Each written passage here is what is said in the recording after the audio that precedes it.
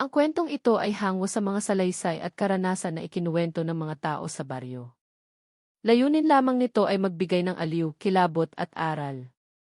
Anumang pagkakatulad sa tunay na tao, lugar, o pangyayari ay maaaring nagkataon lamang. Huwag masyadong seryosohin at mas mainam na pakinggan ito ng may bukas na isipan. Kapag dumidilim ang langit at ang hangin ay tila may kasamang panaghoy ng mga kaluluwang ligaw, may mga baryong hindi mo gugustuhing puntahan. Ito ang mga salitang madalas ikwento ng matatanda, ngunit bihira ang nakikinig.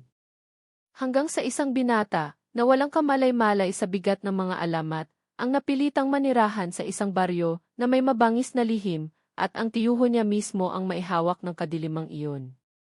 Si Marco, isang 17 taong gulang na sanay sa buhay lungsod, ang bida ng ating kwento. Payat, tahimik, at may hawak na simpleng bag ng kanyang mga damit at gamit, dumating siya sa baryong iyon isang dapit hapon. Ang kanyang ina, na kapatid ng tiyuho niyang si Ernesto, ang nag-udyok na doon muna siya tumira dahil kailangan nitong magtrabaho sa Maynila. Wala siyang pagpipilian at wala rin siyang alam sa anino ng baryo na kanyang pupuntahan. Ang baryo ay tila nakalutang sa pagitan ng lumang panahon at modernong mundo. Wala halos signal ng cellphone, ang mga bahay ay gawa pa sa kahoy at pawid, at ang mga tao ay may mga matang tila laging nagmamasid. Ang hangin ay may kakaibang amoy, hindi mo masasabi kung halimuyak ba ng nilulutong ulam o ng anong hayop na pinatay sa dilim. Sa bawat sulok, parang may matang nakasilip mula sa mga anino ng mga puno. Dito ka muna tumira, Marco, ani Ernesto, isang lalaking nasa 50, matangkad at malapad ang katawan, ngunit may matalim na tingin na tila sinusuri ang kaluluwa ng kaharap niya. Ang kanyang boses ay mababa, parang may bigat ng isang lihim na hindi dapat malaman. Hindi siya ngumingiti, ngunit ang kanyang presensya ay sapat para makaramdam ng kaba ang sinumang kaharap. Hindi agad napansin ni Marco, ngunit ang mga tao sa baryo ay tila lumalayo sa kanila habang dumadaan sila. May ilan na nagtatakip ng mukha, may ilan na tumatalikod agad. Wala ni isang nakipag-usap sa kanya o bumati ng maligayang pagdating. Ang mga batang naglalaro sa gilid ng kalsada ay biglang nawala nang makita si Ernesto. Para bang ang tiyuho niya ay isang pangalan na hindi dapat banggitin, isang presensya na kailangang iwasan. Sa gabing iyon, habang nakaupo si Marco sa silong ng bahay ni Ernesto, napansin niya ang kakaibang payak ng kapaligiran.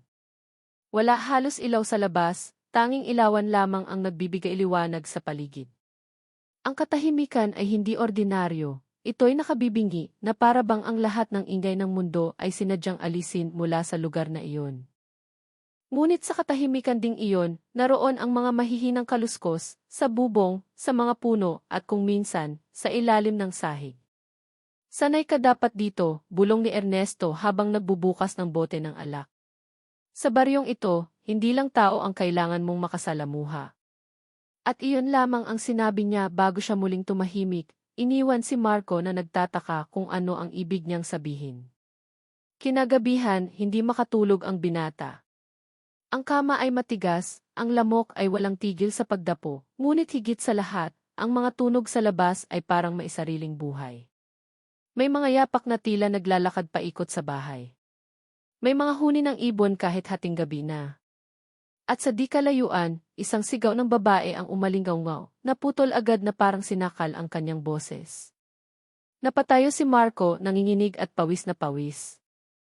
Gusto niyang tanungin ang tiyuho niya, ngunit nang sumilik siya sa kwarto nito, nakita niya itong nakaupo lamang sa dilim, nakatanaw sa bintana, hawak-hawak ang isang matalim na itak na kumikislap sa ilalim ng ilaw ng lampara. Walang emosyon ang mukha ni Ernesto, ngunit ang kanyang mga mata ay tila nagliliyab, parang isang nilalang na may misyon sa dilim ng gabi. Hindi alam ni Marco kung siya ba ay ligtas sa piling ng tiyuho, o kung siya ang sunod na magiging biktima ng kanyang lihim na hindi pa niya lubos na naunawaan. Ngunit isang bagay ang malinaw, ang baryo na iyon ay may sariling mga batas, at ang tiyuho niyang si Ernesto ang tagapagpatupad ng mga iyon, sa paraang hindi alam ng iba kung tao pa ba siya, o isa na ring nilalang ng gabi. At sa kanyang unang gabi pa lang, may mga aninong kumikilos sa paligid ng bahay, mga matang nagmamasid, naghihintay. At doon nagsimula ang takot na hindi na matatapos para sa binatang hindi na makakatakas. Kinabukasan, paggising ni Marco, parang hindi siya nakatulog kahit isang saglit. Namumugto ang kanyang mga mata at basang-basa ng pawis ang kanyang damit. Ang mga tunog ng nagdaang gabi ay paulit-ulit pa ring tumutugtog sa kanyang isip, ang mga yapak, ang sigaw ng babae, at ang matalim na titig ng kanyang tiyuho habang hawak ang itak. Ngunit nang bumangon siya at lumabas ng silid, tila wala namang kakaiba. Nakahanda na ang agahan sa lamesa, kanin, tuyo at kape. Doon nakaupo si Ernesto, tahimik na kumakain, para bang wala itong pakialam sa anumang nangyari kagabi. Maaga ka palang nagising, sabi ni Ernesto nang hindi man lang tumingin sa kanya. Sanayin mo ang sarili mo. Ang gabi dito sa baryo mas mahaba kaysa araw. Hindi na nagsalita si Marco. Pilit niyang nilunok ang pagkain kahit nanunuyo ang kanyang lalamunan. Habang kumakain, napansin niyang may mga galo sa braso ng kanyang tiyuho, at ang mga kuko nito ay may bahid ng tuyong dugo. Gusto niyang magtanong pero pinigilan niya ang sarili. Lumabas siya pagkatapos kumain, umaasang makilala ang ibang tao.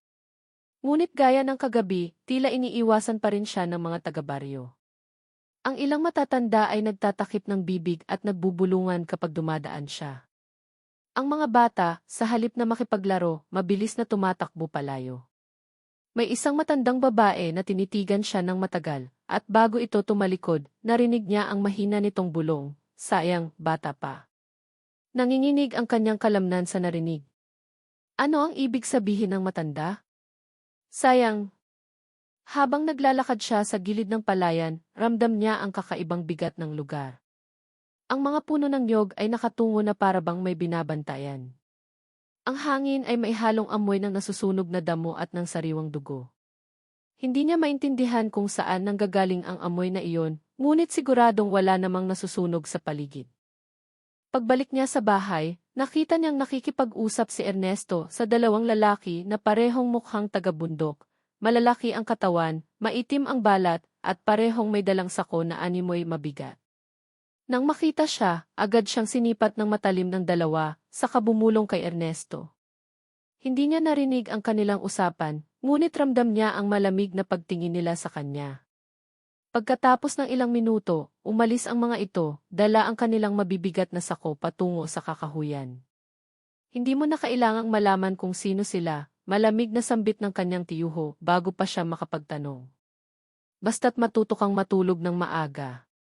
Ngunit paano siya makakatulog kung sa bawat pagsapit ng dilim, lalo lang tumitindi ang kanyang kaba? Dumaan ang gabi at muling bumalik ang mga tunog. Mas malinaw ngayon, mas nakakatindig balahibo. May kaluskos sa bubong, parang may mabigat na nilalang na gumagapang doon.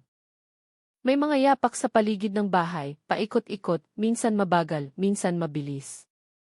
At muling narinig niya ang sigaw, ngunit ngayong gabi, mas malinaw at mas malapit. Isang tinig ng babae na humihingi ng saklolo, paulit-ulit na sumisigaw ng, "Tulungan niyo ako."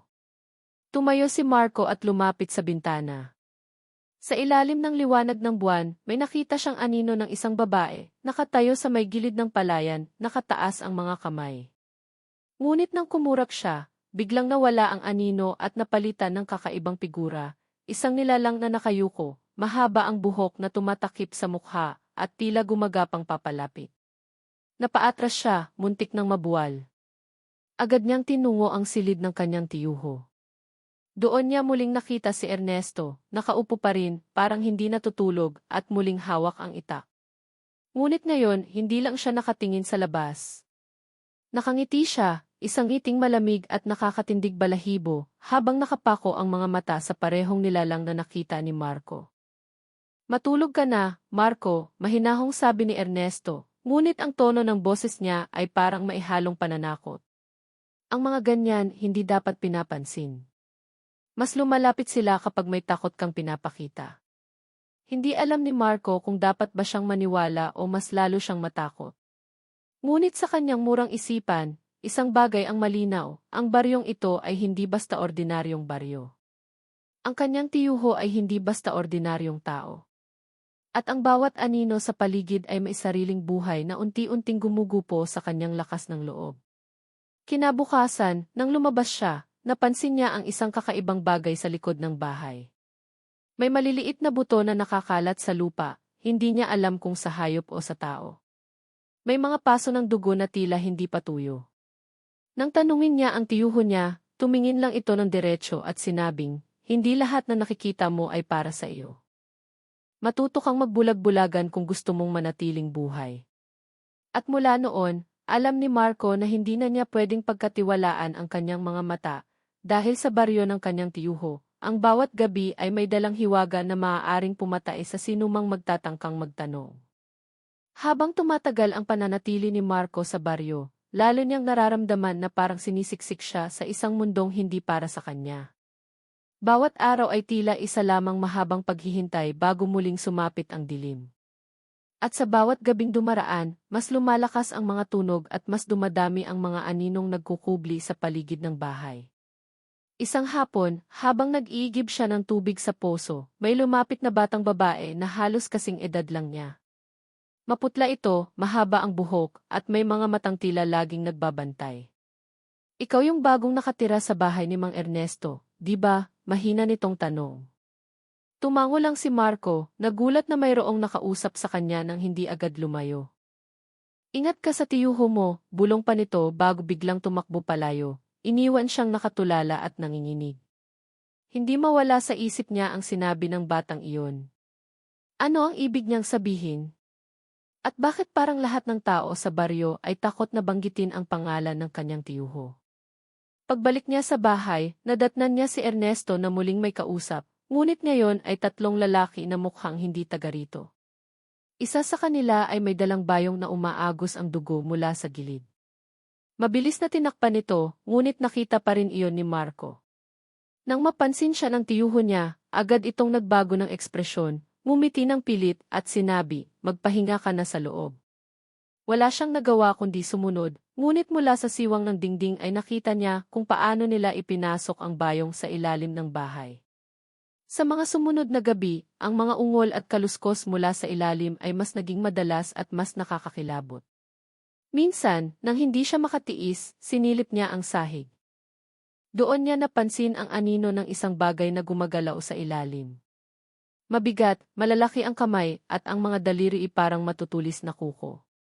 Napaatras siya at muntik nang mapasigaw, ngunit sa oras na iyon, biglang bumukas ang pinto at naroon si Ernesto. Ang titig nito ay malamig, at ang tinig ay mababa, huwag na huwag kang sisilip sa hindi para sa iyo. Simula noon, hindi na nakatulog si Marco ng mahimbing. Ang kanyang panaginip ay laging puno ng dugo at mga mata na nakamasid. Sa kanyang mga tenga, paulit-ulit ang bulong, sayang, bata pa. At sa bawat paggising, ang kanyang kama ay laging basa ng pawis, minsan ay may bakas pa ng lupa sa sahig na parang may ibang pumasok sa kanyang silid. Dumating ang gabi na mas kakaiba kaysa dati. Malakas ang hangin, tila nagdadala ng amoy ng nabubulok na karne. Ang buwan ay halos natatakpan ng makapal na ulap. Habang nakahiga siya, narinig niyang bumukas ang pinto ng bahay. Maingat siyang sumilip at nakita niya si Ernesto, dala ang itak at isang sako. Tahimik itong naglakad palabas at tuluyang nawala sa dilim ng kagubatan. Hindi na niya napigil ang sundan ito, kahit ang kaba sa dibdib ay halos kumakain sa kanyang hininga. Sa gilid ng daan, nagkubli siya sa likod ng mga puno, pinapanood ang kanyang tiyuho. At doon niya nakita ang hindi niya inaasahan, sa gitna ng kakahuyan, may isang hukay na puno ng abo at buto. Isa-isang inihuhulog ni Ernesto ang laman ng sako, at nang mabuksan iyon, nakita ni Marco ang kamay ng isang babae, malamig at maputla, bago ito tuluyang natakpan ng lupa. Nabitawan niya ang kanyang kinakapitan at lumikha ng ingay. Agad na napalingon si Ernesto, at sa ilalim ng liwanag ng buwan, nasilayan niya ang mga mata nitong hindi na mukhang mata ng tao. Pula, nagliliyab at puno ng gutom. Marco, mahinahong bulong nito, ngunit ang tinig ay parang nagmumula sa isang nilalang na hindi na tao. Tumakbo siya pabalik sa bahay, halos madapa sa tuwing nadadampot ng mga ugat ng puno ang kanyang paa. Pagdating niya, hindi niya namalayang may nakapasok na rin sa loob. Doon sa silong, nakita niyang nakasilip ang isang pares ng kamay na mahahaba, kumakapit sa sahig, pilit umaakyat. Ang kuko nito ay mahaba at matalim, at ang bawat kaluskos ay parang kutsilyong kumakaskas sa kahoy. Hindi na niya alam kung kanino siya mas matatakot, sa nilalang na pilit umaakyat mula sa ilalim ng bahay, o sa tiyuho niyang unti-unting nawawala ang pagiging tao. At sa kanyang paghinga, mas lalo niyang nararamdaman na siya mismo ang tinitingnan bilang susunod na biktima. Ngunit sa gitna ng kanyang pagkabalisa, narinig niyang muli ang bulong mula sa dilim, mas malinaw kaysa dati. Hindi iyon boses ng babae, ito'y tinig ng isang bata, pamilyar, mahinahon, umalis ka bago mahuli ang lahat. Napalingon siya, at sa isang sulok ng bahay, nakatayo ang batang babaeng nakausap niya noong hapon. Ngunit ngayon, maputi ang kanyang balat na parang wala ng dugo, at ang kanyang mga mata ay wala ng itim, puro puti na lang. Ngumiti siya, at unti-unting naglaho sa harap mismo ni Marco. Doon niya naisip, hindi lamang mga nilalang ng gabi ang gumagalaw sa baryong ito. May mga kaluluwa ring nananatili, nagbababala, at naghihintay ng kanyang desisyon.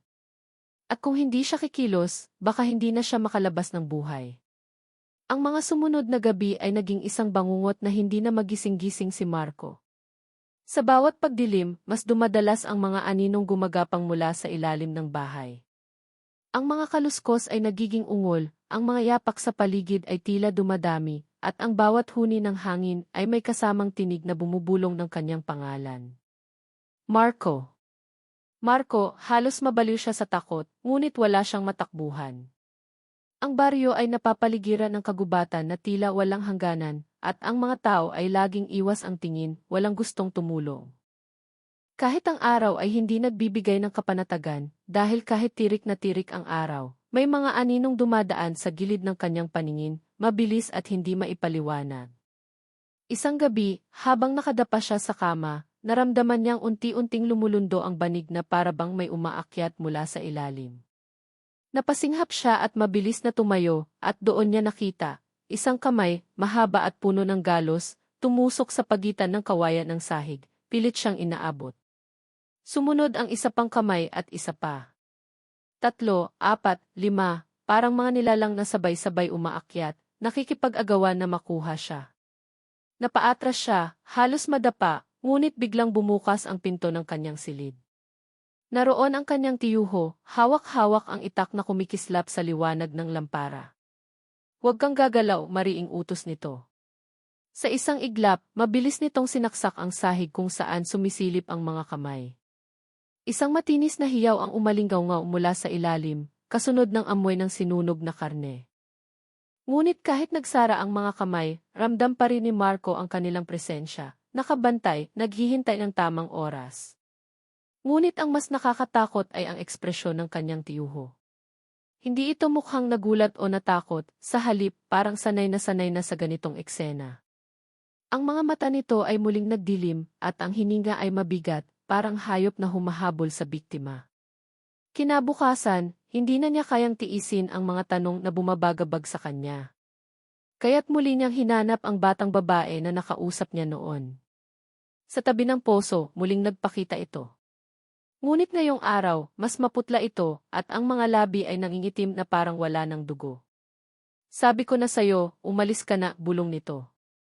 "Bakit? Ano bang meron sa tiyuho ko?" nanginginig na tanong ni Marco. Ngunit bago pa makasagot ang bata, bigla itong tumalikod, nakatitig sa kakahuyan. Doon nila narinig ang mga yapak, mabibigat, parang maraming paa ang sabay-sabay na naglalakad.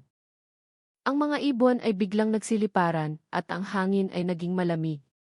Huli na itanging sagot ng bata bago ito muling naglaho sa harapan niya. Nabalik si Marco sa bahay ng halos hinihingal.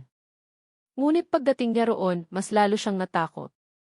Nakasara lahat ng bintana, at sa mesa, may nakalatag na mga kakaibang bagay, bote ng langis, buntot ng hayop, at mga damong hindi niya kilala. Si Ernesto ay nakaupo sa gitna, parang nagdarasal, ngunit ang mga salitang lumalabas sa kanyang bibig ay hindi Tagalog, hindi rin Latin. Isa iyong kakaibang wika na nakakapagpatindig ng balahibo. Nang mapansin siya ng tiyuho, biglang natigil ang pagdarasal. "Lumapit ka," malamig nitong utos. Ngunit natigilan si Marco, ayaw niyang sumunod. "Sinabi kong lumapit, tile." Umalingaw ang boses nito na parang hindi na sa isang tao nanggagaling. At sa kabila ng kanyang takot, napilitang humakbang si Marco.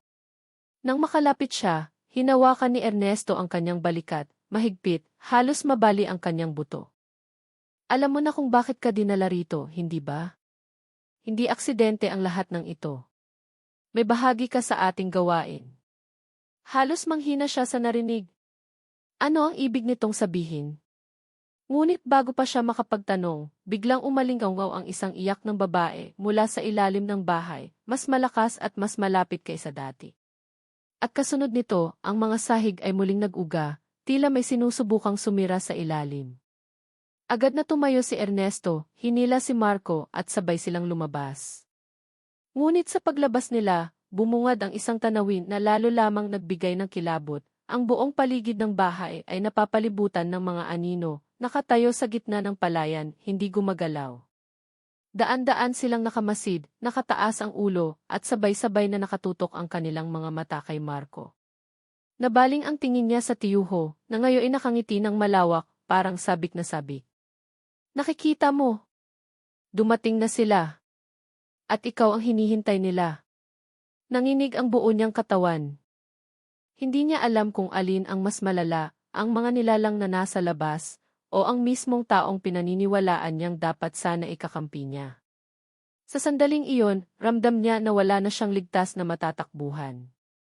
Ang baryo, ang gabi, ang kanyang tiyuho, at ang mga anino, lahat ay nagkukutsaba upang ikulong siya sa isang bangungot na walang gisingan. At habang unti-unting lumalapit ang mga anino, isa-isang naaaninag ang kanilang mga mukha. Ang ilan ay wala ng mata, ang ilan ay may bibig na nakanganga na parang uhaw, at ang iba na may puro balat at buto na lamang. Ngunit ang pinaka-nakakakilabot ay ang iisang bagay na sabay-sabay nilang binubulong, ang pangalan niya. Marco.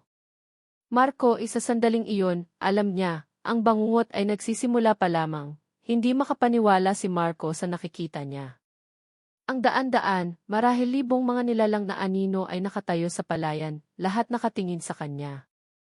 Ang pangalan niya ang sabay-sabay nilang ibinubulong, unti-unting lumalakas, nagiging parang alon ng tinig na dumadagundong sa kanyang ulo.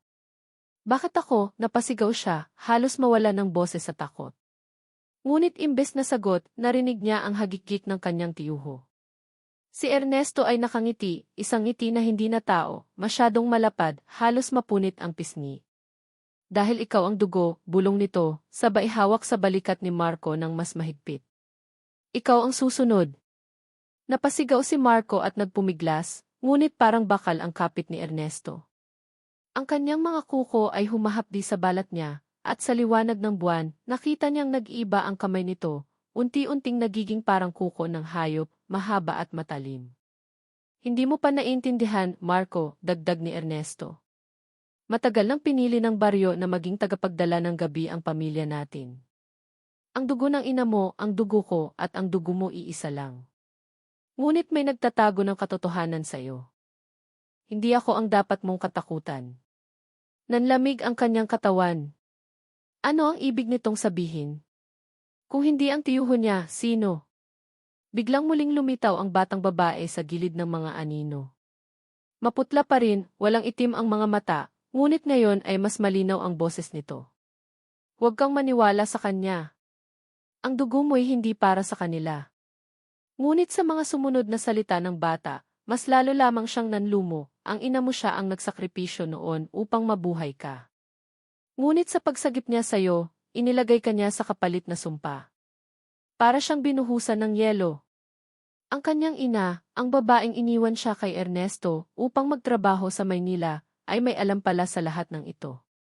Hindi siya dinala rito para maging ligtas, dinala siya rito dahil ito ang kapalit ng sariling kalayaan ng kanyang ina. Huwag kang makinig, singhal ni Ernesto, sabay hagis ng itak sa direksyon ng bata. Ngunit sa halip na tamaan, naglaho ito, iniwan ang isang malamig na hangin na dumampi sa mukha ni Marco. Sa gitna ng kaguluhan, nagsimulang gumalaw ang mga anino. Dati nakatayo lang sila, ngunit ngayon ay sabay-sabay silang humakbang, papalapit sa bahay. Ang kanilang mga katawan ay kumikilos na parang naglalangoy sa hangin, at ang kanilang mga mukha ay nagiging mas malinaw, mga pamilyar na mukha. Mga mukha ng mga taga-baryo na hindi na niya nakikita sa araw.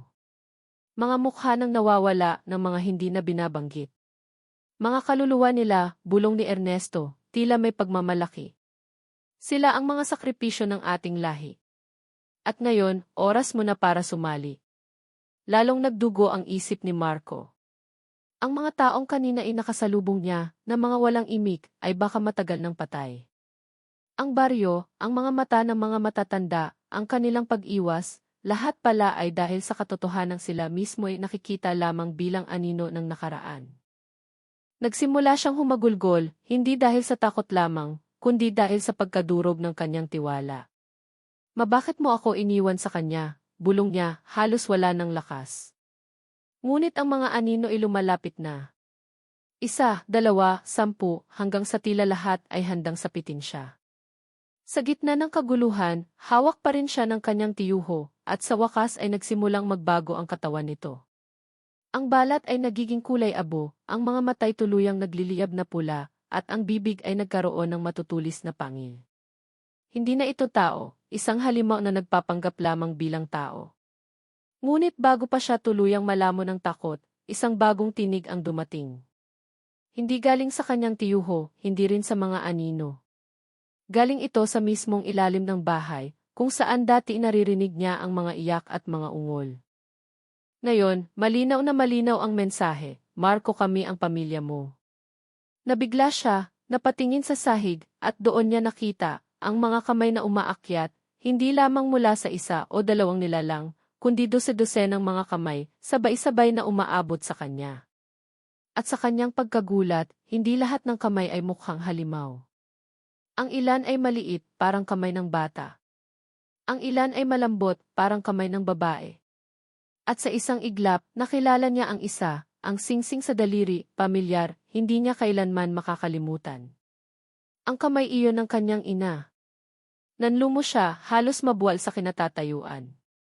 Ang kanyang ina, na inaakala niyang nasa Maynila, ay kasama pala ng mga boses na iyon. Isa sa mga kaluluwa sa ilalim. Hindi ako ang nagtaksil, bulong ni Ernesto, halos matawa. Ang ina mo ang nagdala sa kanya rito. Siya ang pumili. Nalaglag ang kanyang luha. Wala na siyang alam kung sino ang paniniwalaan. Ang mga nilalang sa labas na umaaligid, ang tiyuho niyang halimaw, o ang kamay ng kanyang ina mula sa ilalim. Saan man siya lumingon, kapahamakan ang naghihintay. At sa sandaling iyon, naramdaman niyang sabay-sabay na hinihila siya ng mga kamay mula sa sahig, habang ang mga anino ay papalapit, at ang tiyuho niya ay nakahanda na ring sumugod. Ano ang gagawin mo kung ikaw si Marco? Lalaban ka ba o susuko na lang sa kapalaran? Sa tingin mo, makakaligtas pa kaya siya? Hirap na hirap si Marco sa paghila ng kanyang katawan mula sa mga kamay na kumakapit sa kanya mula sa ilalim ng sahig. Parang libo ang bilang ng mga iyon, sabay-sabay na hinihila siya pababa. Ramdam niya ang lamig ng mga palad na dumidikit sa balat niya, at ang bawat hawak ay maihalong puot, lungkot at kasakiman. Sa kanyang tainga, paulit-ulit ang mga tinig, sumama ka na sa amin. Isa ka sa amin. Ngunit kasabay nito, maririnig niya ang halakhak ng kanyang tiyuho, si Ernesto. Nakatayo ito sa kanyang tabi, nakangisi habang ang mga mata ay naglalagablab sa pula at ang mga pangil ay kumikinang sa liwanag ng buwan. Wala ka ng tatakbuhan, Marco, wika nito. Piliin mo man ang mga anino, piliin mo man ako, pareho lang ang kahihinatnan mo. Hindi na alam ni Marco kung saan siya kakapit ng pag-asa. Ngunit nang muling sumulpot ang kamay na may daliring maisuot na singsing, hindi siya nag-atubiling hawakan ito. Ma, nanginginig ang kanyang boses, puno ng pangulila at galit. Mula sa ilalim ng sahig, lumitaw ang mukha ng kanyang ina. Maputla, parang nilamon ng dilim, ngunit malinaw pa rin ang anyo nito. Anak, mahinang wika nito. Patawad, hindi ko sinadyang ipasa sa iyo ang sumpa. Gusto ko lang na mabuhay ka. Ngunit ngayon, isa ka ng susi para matapos ang lahat. Susi, nanginginig na tanong ni Marco. Ngumiti ang kanyang ina, isang mapait at malungkot na ngiti. Kung pipiliin mong sumanib sa kanila, mananatili kang bihag ng sumpa habang buhay. Ngunit kung pipiliin mong lumaban maaaring masira ang kadena ng ating lahi. Ngunit kapalit nito baka mawala ka rin. Nanginginig si Marco, ngunit alam niyang kailangan niyang pumili. Hindi na niya kayang hayaan na manatiling alipin ang mga kaluluwa, at lalong hindi niya kayang maging katulad ng kanyang tiyuho. Hindi ko hahayaang magpatuloy ito, sigaw niya, sabay tulak sa katawan ni Ernesto. Nabigla ang halimaw, ngunit mabilis itong nakabawi at agad siyang sinunggaban. Sa lakas ng pagkakabangga, bumagsak sila pareho sa sahig na halos bumigay. Ang mga kamay mula sa ilalim ay biglang sumugod pataas, sabay-sabay na dumapo kay Ernesto. Hindi. Akin siya, sigaw ng tiyuho, nagpupumiglas sa mga kamay na humihila rin sa kanya. Ginamit ni Marco ang pagkakataon para agawin ang itak na nasa gilid ng sahig. Sa kabila ng panginginig ng kanyang mga kamay at takot na bumabalot sa kanya, inundayan niya ng saksak ang kanyang tiyuho. Ngunit sa halip na dugo, usok na maitim ang lumabas mula sa sugat nito. Humalakhak si Ernesto, halos hindi apektado. Hindi mo ako kayang patayin, bata. Hanggang may dugo ka, ako'y buhay. At dito dumating ang nakakatakot na katotohanan. Naalala ni Marco ang sinabi ng kanyang ina, na siya mismo ang susi. Hindi si Ernesto ang dapat paslangin, kundi ang kanyang sariling dugo ang kailangang ialay. Anak, kay muling bulong ng kanyang ina. Isa lang ang paraan. Ang wakasan ang sarili mong ugnayan sa kanila. Nanlaki ang mga mata ni Marco, bumigat ang dibdib. Ibig sabihin ba nito'y kailangan niyang isakripisyo ang sarili? Ngunit nang lumingon siya, nakita niya ang mga anino sa labas, daang kaluluwa, mga mukhang walang katarungan, mga batang umiiyak, matatandang nawalan ng tinig. Lahat sila'y naghihintay ng kalayaan. Kung hindi ako, sino? Bulong niya, bago tinaas ang itak. Wag, sigaw ni Ernesto, sabay lundag patungo sa kanya. Ngunit huli na. Bago pa siya masunggaban ng halimaw, itinarak ni Marco ang itak sa sariling dibdib. Isang nakakabinging sigaw ang umalinggaw-ngaw, hindi galing kay Marco, kundi galing kay Ernesto at sa lahat ng anino sa paligid.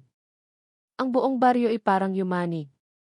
Mula sa sugat ni Marco, kumalat ang liwanag, maliwanag na parang apoy na kumakain sa dilim. Ang mga kamay na mula sa ilalim ng sahig ay biglang naglaho, isa-isa ring naglaho ang mga anino sa labas, sumisigaw habang natutunaw sa hangin. At si Ernesto, ang kanyang anyo ay mabilis na nagbago, mula sa halimaw ay naging abo na lamang na tinangay ng hangin. Habang unti-unting nawawala ang lahat, napahiga si Marco sa sahig, habol hininga, malamig ang katawan. Sa huling sandali, nakita niya ang imahe ng kanyang ina, nakaluhod sa tabi niya, umiiyak ngunit may ngiti sa labi. Salamat, anak, pinalaya mo kami. Ngumiti si Marco kahit halos wala ng lakas. Masana makita pa kita. At sa huling iglap ng kanyang hininga, naglaho ang imahe ng ina, kasabay ng pagyakap ng liwanag. Ang buong baryo ay naging tahimik, parang walang nangyari, ngunit ang sumpay tila nawala. Ngunit sa pinakadulo ng dilim, sa hangin ng palayan, may isang bulong na naiwan. Hindi mula kay Ernesto, hindi rin mula sa mga anino, kundi mula sa isang bagong tinig na hindi pa naririnig ni Marco, hindi pa tapos ang lahat. Isang malamig na hangin ang dumampi, at ang mga mata ng gubad sa malayo'y muling nagningning. Makalipas ang gabing iyon, tila bumalik ang katahimikan sa baryo. Ang palayan na dati puno ng mga aninong gumagalaw tuwing gabi ay muling naging payapa, walang kakaibang bulong, walang mga matang nagmamasid mula sa dilim. Ngunit sa kabila ng katahimikan, alam ng bawat isa na may mabigat na alaala ang gabing iyon, ang gabi kung kailan bumagsak ang sumpa na matagal nang bumabalot sa kanilang lahi. Si Marco, ang binatilyong minsan ay inakala lamang na inosente at walang alam sa kasaysayan ng kanilang pamilya, ang siyang naging dahilan ng kalayaan ng baryo. Ngunit hindi naging madali ang lahat.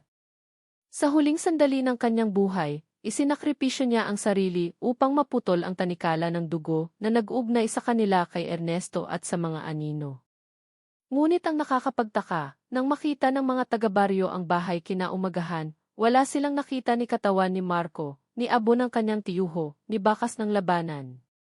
Ang sahig na butas-butas kagabi ay tila naayos na, ang dugo'y naglaho, at tanging ang malamig na hangin at kakaibang katahimikan ang naiwan.